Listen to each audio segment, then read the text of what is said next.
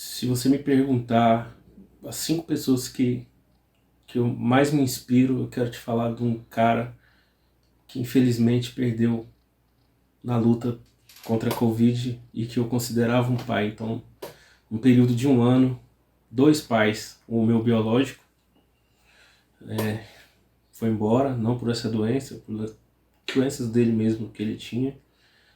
E esse pai de consideração, pai de coração, que me chamava de filho também, ou filhão.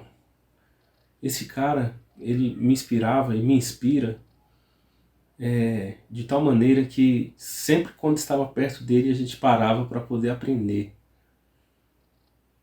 E aprendizado sobre família, sobre relacionamento, relacionamento conjugal, relacionamento pai e filho, e de amar as pessoas independente delas, independente de como elas eram, ele ensinava a gente a amar as pessoas. Era muito genuíno, era um cara fora de sério, Sabino. Muito conhecido como Pastor Sabino, como psicanalista. Mas para mim ele era um paizão. E a gente vai sentir muita saudade dele. E eu lembro que o primeiro talk show que eu fui fazer para falar sobre paternidade, a primeira pessoa que veio na minha cabeça para convidar foi ele. Ele e o filho. Era o original e o genérico. E a ideia era bater um papo sobre esse relacionamento. Como é que é o relacionamento pai e filho? Como poderia ser baseado nas experiências dele com os filhos, 2 filhos. Uma família que a gente ama muito, sabe? E lembro também que no talk show, lá atrás, no camarim, antes da gente entrar, eu nervoso pra caramba, porque era um primeiro evento que eu fazia assim, no Teatro da Praça em Taguatinga. Ele viu meu nervosismo e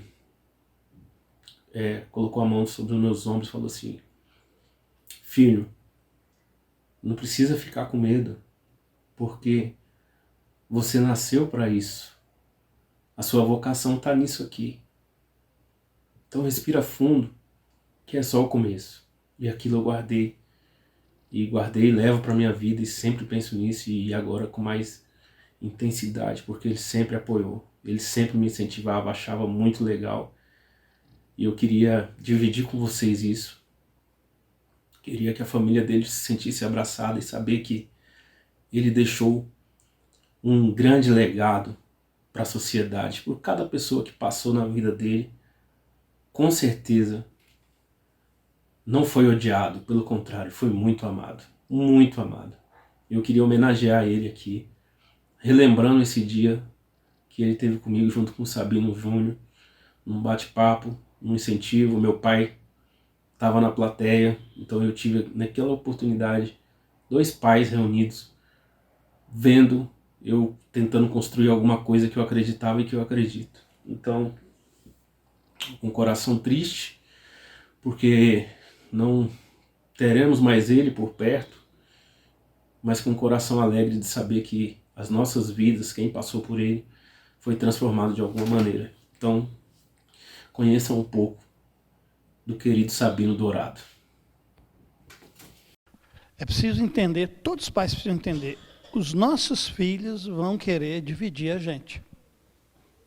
É natural, é desafio. O que é que meu pai deixa, o que é que a minha mãe deixa.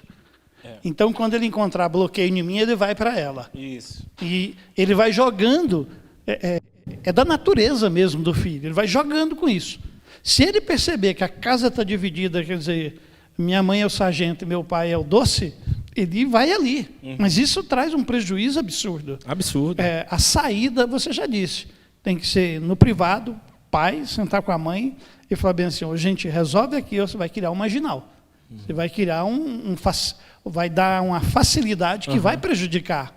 Isso acontece em muitas famílias, né? A mãe tenta dar educação A e o pai B. Né? E não percebem o perigo. Eu acho que a primeira coisa, eu creio que tem pais nos ouvindo aqui, isso é um perigo, isso é uma tragédia. Demais. Isso é algo muito sério. Demais. Isso é muito sério. Então, entender que você precisa ser parceiro do seu cônjuge para criar bem. Sendo parceiro já é difícil, e ele encontrando onde jogar.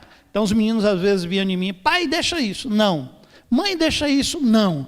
Pô, os dois contra a gente sempre. Não é contra, é tentando trabalhar isso. E uma coisa que eu ensinei, porque na nossa casa são 3 homens e uma mulher. Então eu ensinava sempre eles entenderem o lado da mãe. Claro, né? A mãe claro. É mais hormônio, mais emoção, mas ela era fundamental para o equilíbrio. Se fosse só homem, o negócio ia dar errado. Então a gente trabalhava essa ideia. Mas eu acho que no privado é a consciência de que se você de fato quer dar o melhor para a sua casa, um precisa ser o sargento e outro coronel. Pronto. Os dois têm que trabalhar junto. É o maior patrimônio que a gente tem.